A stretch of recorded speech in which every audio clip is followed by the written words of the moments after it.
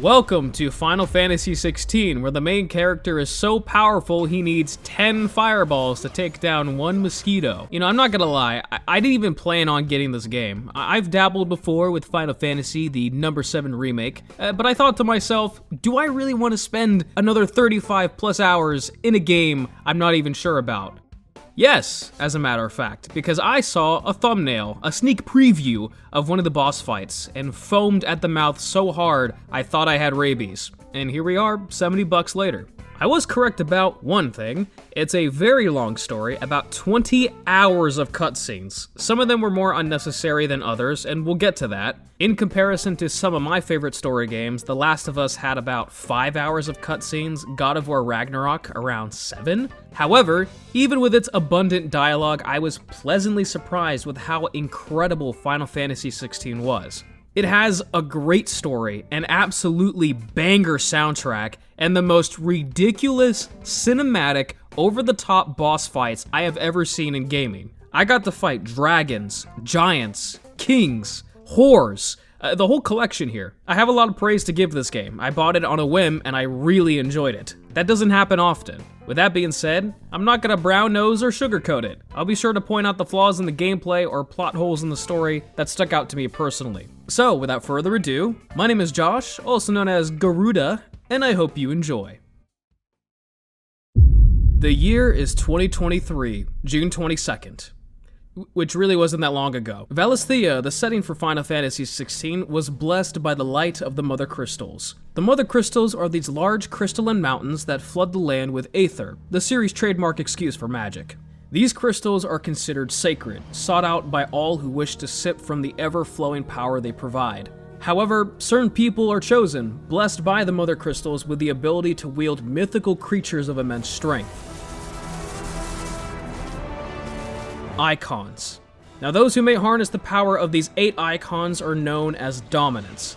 Now, there are technically 11. One of them is a boss that only belongs to the villain. Another is the final phase of an already existing icon, which is weird. And the last one we hear about in one sentence. Even Leviathan the Lost is here. Yeah, you know, I don't know why we didn't get this one, but you know what? It's fine. As time went on, a mysterious blight began to spread across the land, sapping the world of that power. As the crystals grew more scarce, so did the greed of man. And thus did our journey begin.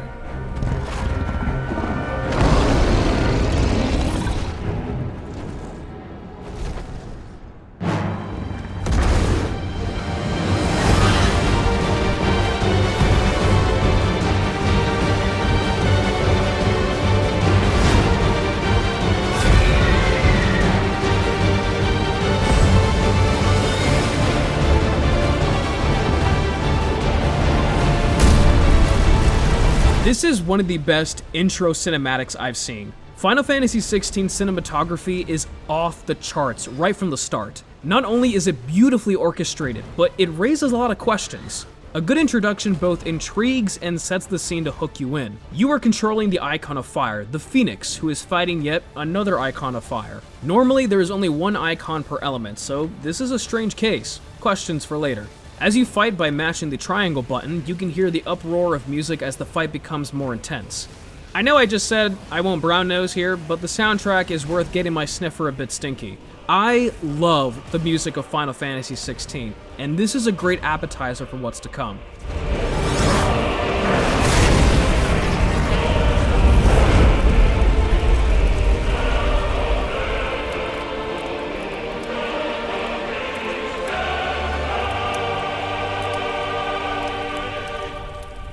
You are Clive Rossfield, personally one of the hottest Final Fantasy characters. He is a branded soldier serving the Imperial Empire, also known as the Holy Empire of Sanbreque.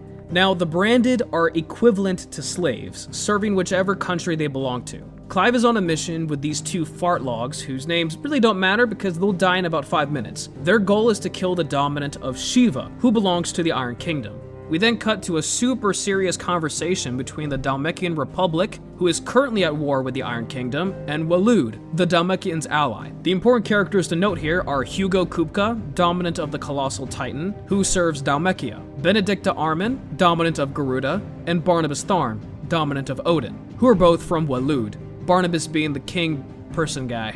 There's also this sleazeball, Sleipnir Harbord. You want to talk about brown-nosing? This guy was made for Barnabas. You'll get the joke later. The gist of this conversation is, hey, we need your help in this war. No! I'm Hugo Kupka. I also recorded this interaction. You cock.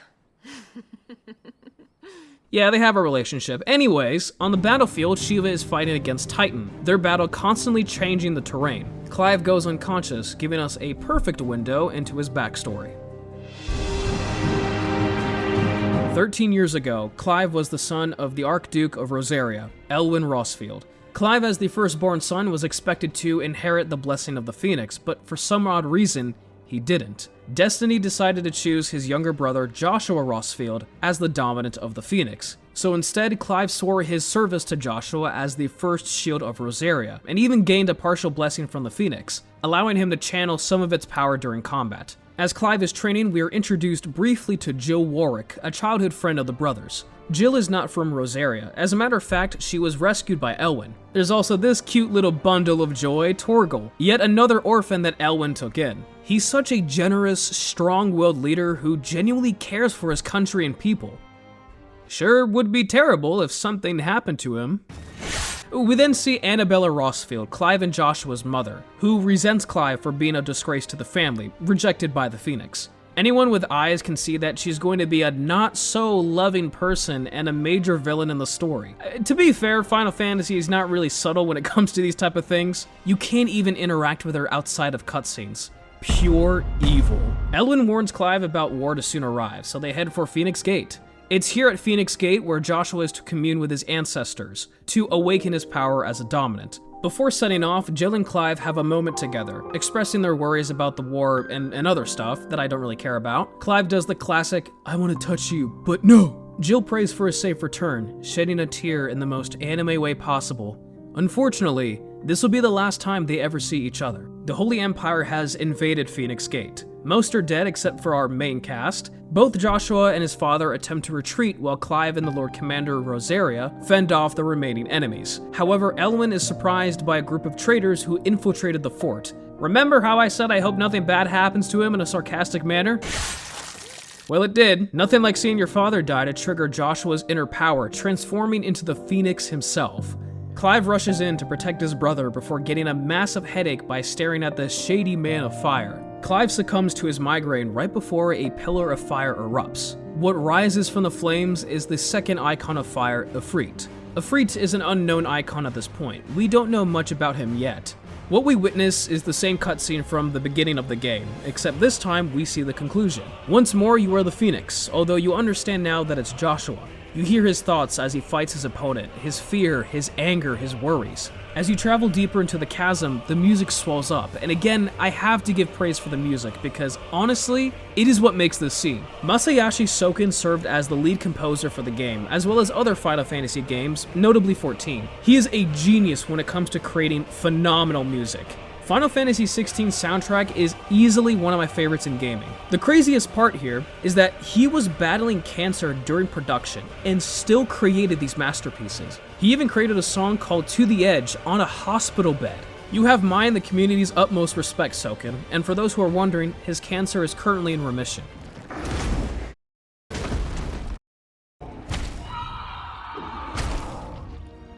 While Joshua puts up a good fight, even reviving himself once, Ifrit's strength is too much for the Phoenix, killing both it and Joshua with a brutal beatdown.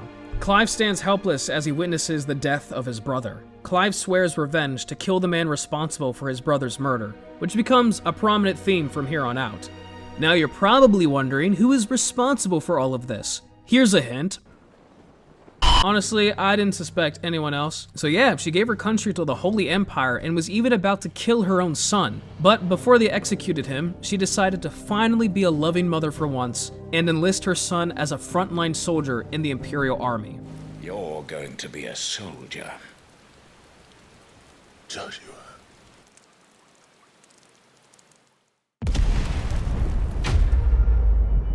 I think this is a phenomenal prologue. It caters towards the story as well as the gameplay. It establishes who Clive is, as well as other important characters, while giving us plenty of opportunities to practice the mechanics. It sets the scene and it makes us so intrigued. More importantly, it gives us a reason to keep on playing. We now know that Clive has fallen from grace and is now on a mission for revenge.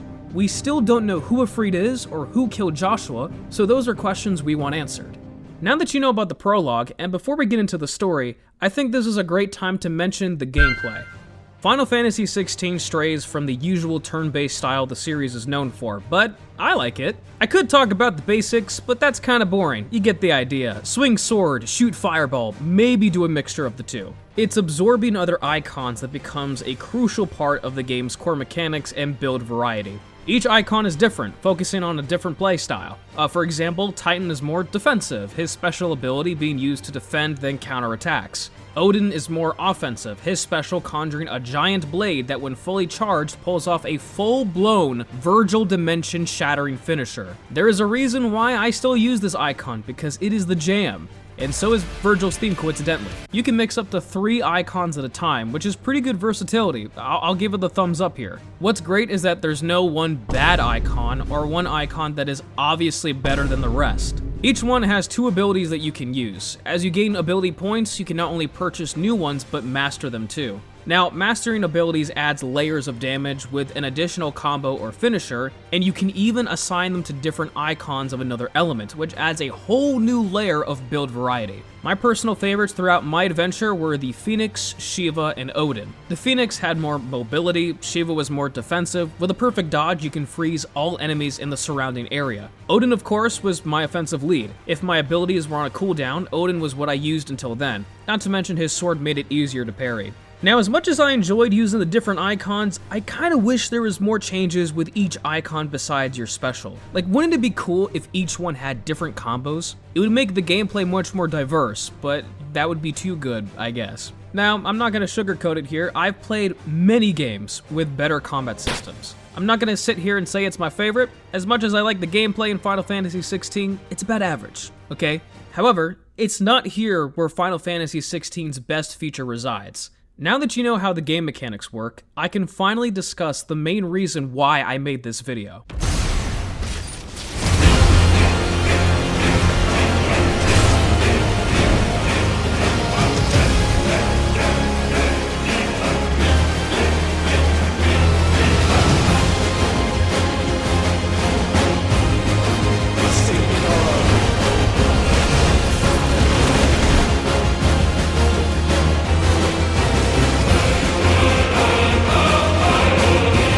I've played games like Elden Ring, God of War, and Monster Hunter, just to name a few. Final Fantasy XVI has managed to surpass all of these games in spectacle and overall cinematography. Seriously, the choreography is stunning to say the least. 2 of them happen in space! Every boss has their own appeal and challenges that Clive has to overcome. You will face the dominants that utilize their icons as an extension of their being. Hugo Kupka will use the arms of Titan to increase his radius, or to uproot the very ground beneath him.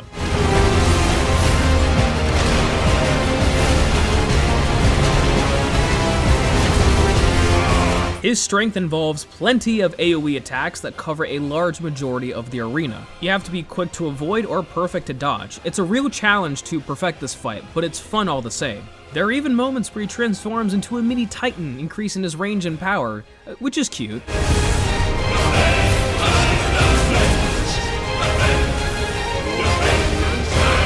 Benedicta can fly and summon Garuda's claws to grab, dash, or slash at Clive, fighting exactly how a Harpy would, graceful yet fierce.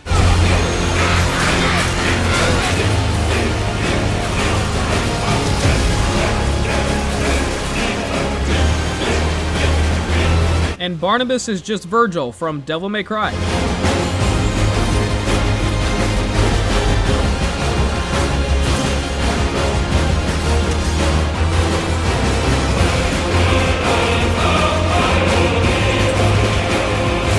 In all reality, Barnabas is an amazing boss. He'll challenge all of your skills. In Final Fantasy mode, I struggled quite a bit. It took everything I had to keep him at bay and switch to the right icon to use. Barnabas will stay semi-primed the entire fight and incorporate his icon Odin briefly within the final phase to throw you off. It's an honest duel that I have major respect for. It's one of the hardest fights in the game too, although when compared to other games, he's a piss walk.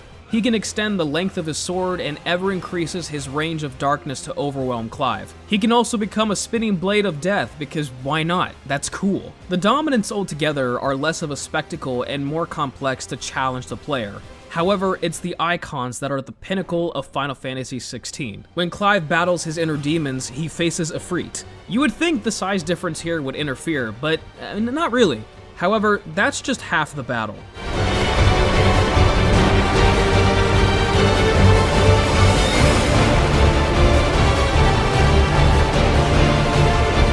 Clive then faces his doppelganger, a more powerful version of himself. The music slowly builds with violins as you fight your doppelganger. His arsenal is better, his movements are quicker, you can't keep up.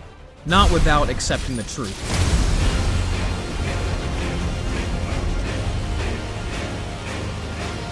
This is where I fell in love with Final Fantasy XVI. If I could summarize the game into one scene, it would be this boss fight. The music is incredible to say the least. I find The Flame, which is the name of the soundtrack, is one of my favorite soundtracks in the entire game, and it really signifies a turning point in Clive's character and journey. There are quite a few bosses that are your size, and all of them are great, but Clive's doppelganger is my favorite. The thing about boss fights like this is that you could tell me this was the final boss, and I would believe you. And I have to give praise where it's due, because there isn't another game that I've played where the cinematography didn't butcher the gameplay mechanics.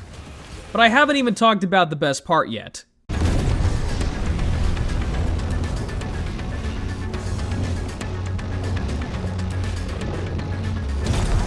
When battling the icons, you will use Ifrit to challenge all of these mythical beasts. Normally in other games, controlling big monsters boils down to 3, maybe 4 controls. You're really sluggish. It sucks. Ifrit is a completely different story. There is so much satisfaction in controlling a giant icon that still feels fast, smooth, and is the best part about the gameplay if you ask me. I'm so surprised how well they managed to do this. Facing off against other icons with Ifrit is the best part about this game. Titan being one of the best fights in the game. By the way, this is the boss I saw in a thumbnail that made me buy the game.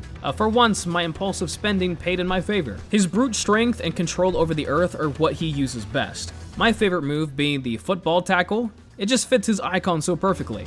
However, this game is not afraid to go full-on anime levels of absurdity. Nothing compares to Titan's second phase because it is one of the most absurd, memorable moments in the entire adventure.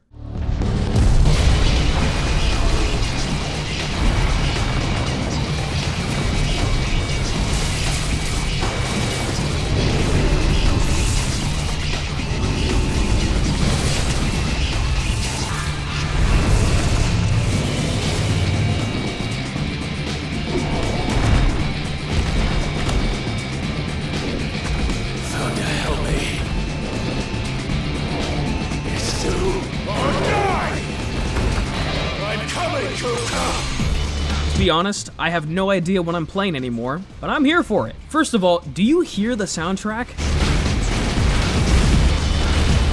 Watching Ifrit do a full-on sprint towards a living mountain is one of the goofiest things I've seen in a game, but somehow it works so well. This fight is more of a spectacle than anything else, and personally, I don't mind that. I ran down his earth tentacles, bashed his arms to death before ripping off one of his tentacles, falling from the stratosphere, only to karate kick it down the middle, splitting Titan in half. Man, what a fight. Oh my goodness! If you were to ask me though, what was my favorite fight in the game, it would definitely be Bahamut.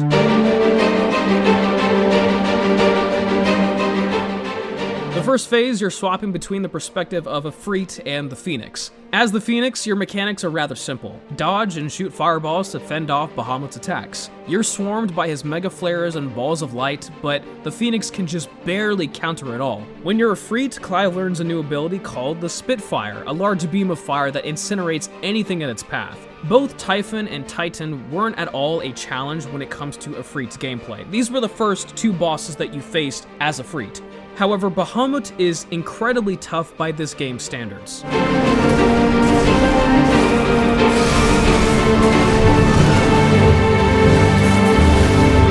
You're constantly dodging his mega flares and large AoEs that deal a considerable amount of damage. His attacks are gorgeous to behold and deadly if they make contact. All the while, the Phoenix is providing support from above, even protecting us from Bahamut's Terra Flare.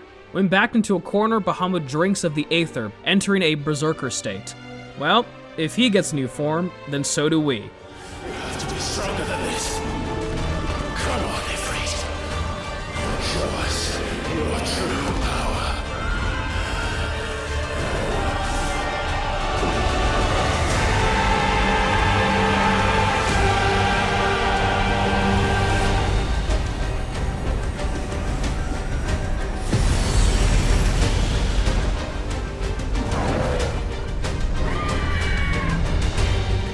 We travel into space to confront Bahamut yet again, and it's here where one of the space battles takes place. This game was already pretty cinematic, but this entire fight is pure eye candy. Not to mention that the gameplay is still really good. It's not just pure cinematics, but controlling Risen Ifrit still feels phenomenal.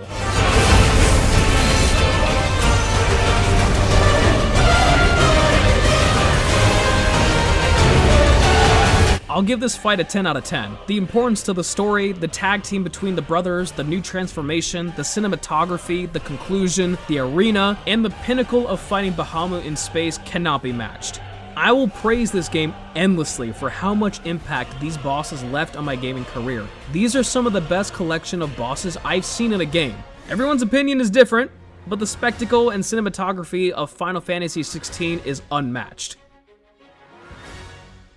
Now, I purposely talked about the prologue in detail because 1, I think it's really good, and 2, you need it in order to understand the rest of the story. Now, instead of detailing the entire plot in depth, because that script was 21 pages, and I leave for college in a few days, actually a couple days at this point, so no, I'm not gonna do that. Let me just give you the spark notes about the story, and I'll talk about my criticisms and the characters afterwards. As Clive, you embark on a journey surrounding themes involving slavery and revenge. As a branded soldier, you are treated as nothing more than dirt. You see this throughout the entire realm. All that the branded are good for is magic and hard labor. There was even a story where one mother disowned her baby because they were branded. The only reason you don't care about this is because all you want is your brother's murderer dead. We're about to execute Shiva's dominant, but Clive realizes that it's actually Jill, his childhood friend, after, you know, stabbing her 100 times. He saves her by committing treason and killing his captain. Clive himself is then saved by Sidolphus Telamon, an outlaw and leader of the Hideaway. He's your mentor, essentially, with a heavy British accent. It's great. Sid wants to create a world where exploited dominants and branded can die on their own terms instead of being the slaves that they are today, by destroying the mother crystals in each domain. Being the dominant of Ramuh, Icon of Thunder, his dream applies to him as well. Sid is both ambitious and sarcastic, which makes for a great combo with Clive's dry, straightforward personality. Throughout the first half of the game, we're chasing the mysterious hooded figure who we believe to be the dominant of Ifrit, the man who killed our brother. However, that man is captured by Benedicta, and when we fight Benedicta, Clive reveals that he has the ability to absorb other icons and use their own power. In a fateful battle with Garuda, Clive is backed into a corner. He did pretty good to get this far, but he's just a branded soldier. I mean, sure, he's been blessed by the Phoenix, but it's not like he's a dominant himself, right? That would be way too obvious. Clive! Wow, I totally didn't expect that. What rises from the flames is none other than Ifrit, which is where we realize that Clive killed his brother. This raises a lot of questions, but first, watch me dunk on Garuda. Knowing the truth now, Clive revisits Phoenix Gate to uncover what really happened there 13 years ago. He faces the truth, overcoming his trauma by fighting one of the most common boss tropes. I'm you, but stronger! Clive accepts the fact that he is Ifrit. With that, we helped Sid in his quest to destroy the Mother Crystals and encounter our first Akashic beings. Now, the Akashic are those who succumb to the Aether, stripping them down to mere monsters that act purely on instincts, losing their willpower. Even dragons aren't immune to this, but it makes for a pretty cool boss fight. Now, if you're wondering about our characters, we're fine considering dominants have high Aether resistance. We destroy our first Mother Crystal, and there's also this guy to greet us. He's here to introduce more plot. He calls Clive by a new name, Mythos, claiming him to be their vessel. Sid suffers from severe injuries, gives us the power of Ramuh, and then dies. 5 years go by, and Clive has inherited the name Sid as a means to keep his friend's dream alive, and is the new leader of the Hideaway. Now, the story from here becomes one about defying fate and brotherhood, because it turns out that Joshua survived the attack at Phoenix Gate. He actually saved us from the main villain of the story, Ultima. Now, Ultima is an intriguing villain. He looks like an early 2000s rock band singer, but I like him. I mean, he's not a Sephiroth, but I was always enthralled by his presence, who or what he is, and what he means to accomplish. Ultima is an otherworldly being whose species created magic, but the downside is the Blight was a byproduct of said magic. With the Blight consuming their world, they fled to Valisthea, hoping to harness the purity of that land. And so, they casted the seeds of man, creating humanity. This is because they discarded their physical forms, which is why they need a physical vessel to channel enough magic for a complete reset. Throughout the game, Ultima tries to enter Clive's body like some creepy ex, but due to Clive's willpower and consciousness, referring to his connections to his friends and family, Ultima is somehow incompatible with him. He finds ways to test Clive to break his will so that he can enter his body without consent and erase the world. Ultima does this by throwing at us the other icons for us to absorb and become the perfect vessel. Now, even though Ultima created humanity, Clive is determined to defy his destiny, to break free, and create the world that he and Cid dreamed of. When Joshua joins us, we venture towards Origin, where Ultima rested awaiting the perfect vessel. Joshua dies due to the seal he used to imprison one of Ultima's avatars, leaving a gaping wound in his chest. Clive fights Ultima, he wins, of course, maybe dies, and then we transition to a scene where magic no longer exists, with a book called Final Fantasy written by Joshua Rossfield. The world you see is but a fantasy! The only fantasy here is yours.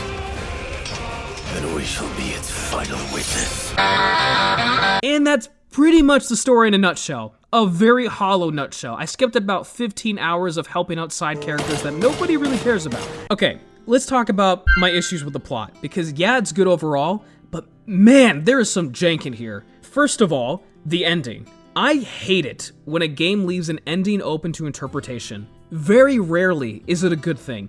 And Final Fantasy XVI does not break the norm here. It is so confusing as to what happens afterwards. Clive is still alive, technically, but we don't know if he actually survives. The book at the end is written by Joshua, so maybe he survives, maybe Clive and Jill have a baby that's named Joshua and he wrote the book, but it's just all up in the air at this point. This is your story.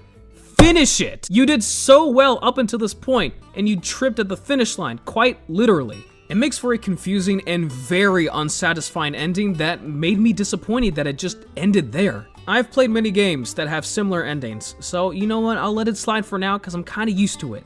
And in hindsight, this is nothing in comparison to what I'm about to say next. As much as I love Final Fantasy XVI, this is one of my biggest criticisms. Meaningless and boring errands that you have to do. There's a reason why this game has 20 hours of cutscenes, because roughly half of it comes from in-game dialogue that does nothing for the overall plot. Final Fantasy XVI is like a huge cave in Pokemon. You're constantly bombarded with small mobs and cutscenes that cater towards nothing worthwhile. You meet characters like Isabella, Lulu, and Martha, who are borderline tolerant. You spend so much time with them, and yet they have no impact on the overall story. They do nothing. If anything, they're just here to cater towards more gameplay and running around a lot, like cool. You know what the worst part is? Is that I only listed 3 characters. There's more of them. They're like a disease. It becomes this huge chore list of helping side characters with miscellaneous tasks from one country to the next. Now, you can argue that these missions help with world building. Most folks you find on your journey are in collaboration with Cid or friends from the past, which, to be fair, is crucial for making a connected world. But with the amount of time Final Fantasy XVI spends on missions like this, it is not justified and it loses its luster very quickly. And here's the freaking tragedy of it all, because I love the world of these type of games. The way society revolves around the crystals, the multiple icons, the conflicting government, the blight engulfing the land, it's all there to make for a grand setting. Unfortunately, what makes it lackluster to me is how the game presents it all. Whether through in-game cutscenes or bits of lore that you can read, the game doesn't really do a good job of showing the world, rather it's simply told to us. And when the game does show us in cutscenes, the context is not there sometimes. A lot, actually. So it makes for a rather confusing scene that I don't understand until it's too late or my second playthrough.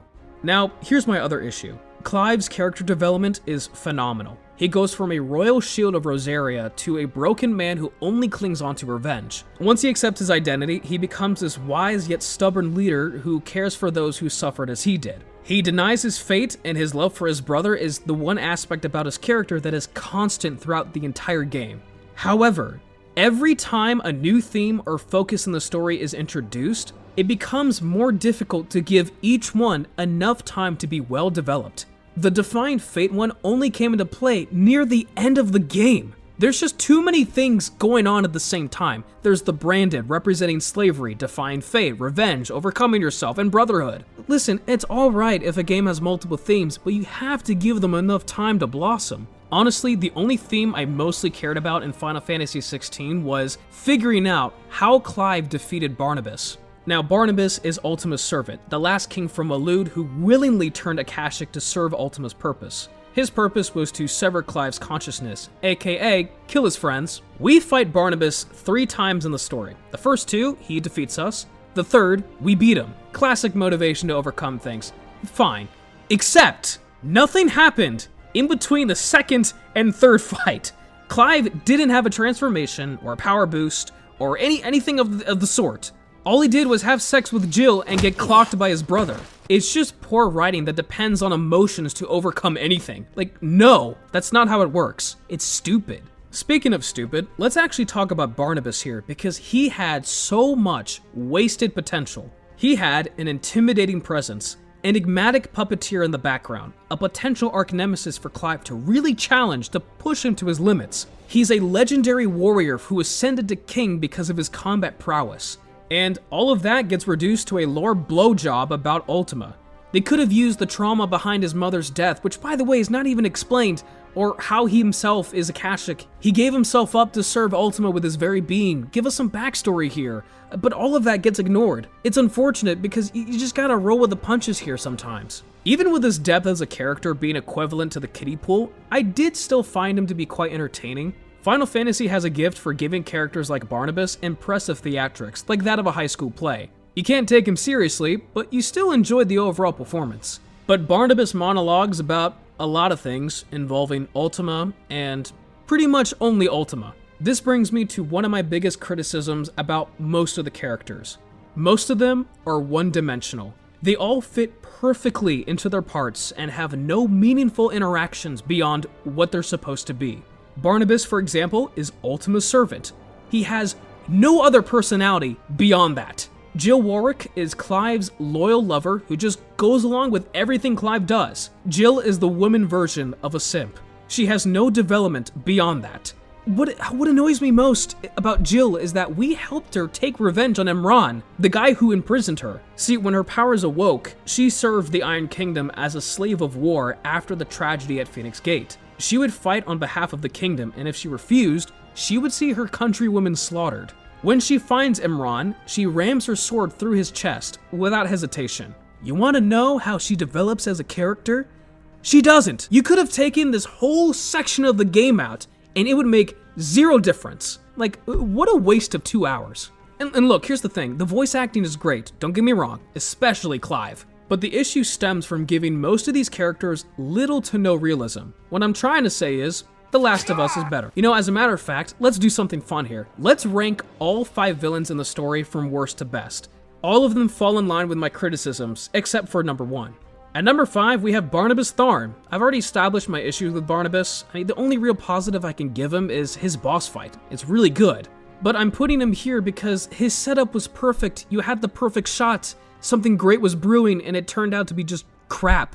At number 4, I chose Benedicta Arman, the horny lady we saw in the beginning. Her main issue comes from her screen time. She wasn't in the game for long at all, which sucks because I actually liked her character. She was a good villain that we loved to hate. There was even that cutscene with Sid in her backstory. She's arrogant, she's crude, but she has a backstory that helps us maybe feel bad for her. And not really. At number 3, we have Ultima, the star of the show, ladies and mostly gentlemen, according to my statistics. Ultima suffers from the one-dimension disease. He has no other personality besides, "Give me your body, Clive!" No! He's a cold, clear-cut baddie who has one goal and will achieve said goal in the most boring way possible. Imagine with me, for a moment, if Ultima had more personality than a calculator. Like, what if Ultima had more human-like emotions who still created humanity, but gets slowly more desperate as time continues? What if he goes insane at the very end, revealing his true colors? It was a mistake. I didn't mean to create humanity, it just happened. You know, just a thought, okay? I don't mind a cold personality, I really don't. But if that's all you're gonna show me, then show me a fridge. Even the game gives him exclamation parts. You're supposed to exclaim what you're saying, and he doesn't. At number 2, I chose Hugo Kupka. I love Hugo as a villain because he was a bit more dynamic than the rest we just listed off. He's your typical big dummy, but he's a cocky big dummy whose lover Benedicta is taken away from him by the hands of Clive. Out of all the villains, he's the one who does the most impact. He destroys the first hideaway as Titan and kills a majority of the people there. He's been consumed by rage and revenge, so for once, it actually kind of makes sense that this is his only trait.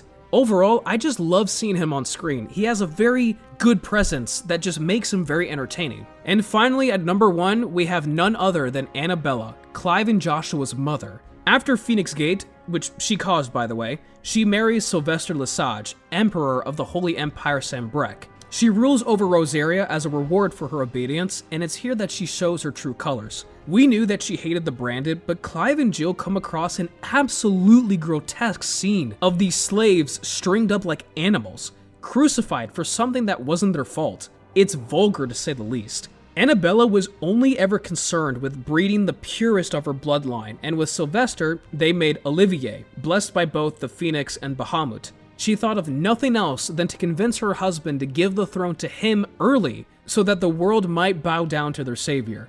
When Sylvester leaves with Olivier, Annabella mocks Dion for being of lesser blood. Just listen to the way she talks to him. Should you remain loyal to Emperor Olivier, his radiance may yet crown your head with laurel, and not with tar. Fork-tongued witch!